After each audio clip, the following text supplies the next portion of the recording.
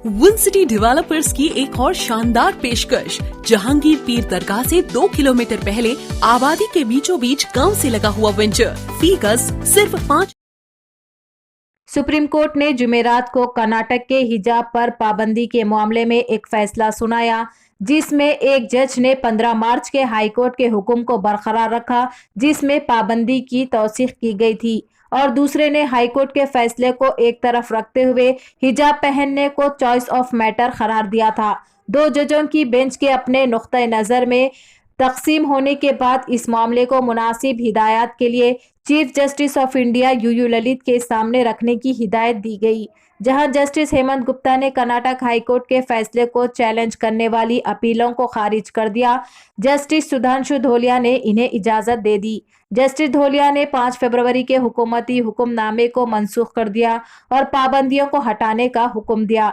Justice Dholiya ने कहा कि मेरे जहन में सबसे पहला सवाल बच्चियों की तालीम का था। क्या हम इनकी जिंदगी को बेहतर बना रहे हैं? ये मेरे जहन में एक सवाल था।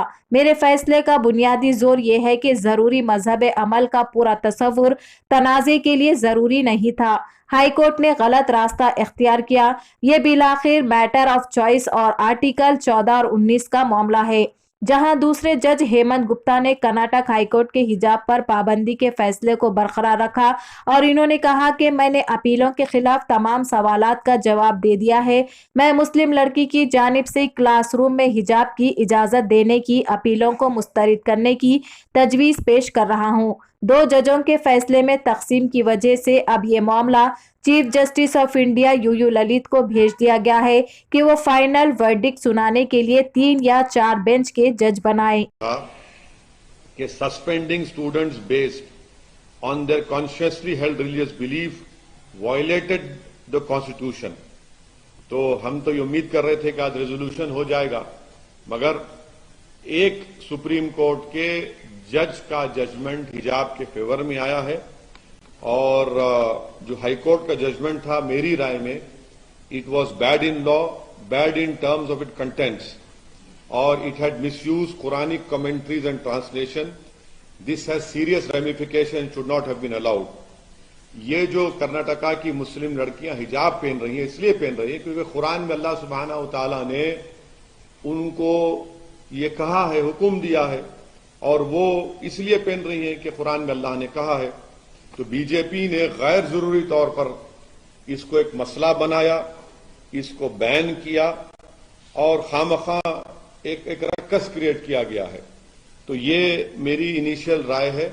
अब जब जजमेंट पूरा अपलोड हो जाएगा और जब हमको मिलेगा तो पढ़कर उस पर और तफसील से हम आपके सामने बोल सकेंगे। कर्नाटक हाईकोर्ट ने सर सवाल किए थे कि हिजाब जो है कंपल्सरी प्रैक्टिस नहीं है, सुप्रीम कोर्ट तो इसीलिए मैंने कहा है कि जो हाईकोर्ट का जजमेंट था वो it was bad in law और उसके कंटेंट में भी वो खराब था, और उन्होंने गलत कुरानिक कमेंट्रीज एंड ट्रांसलेशन को इस्तेमाल किया।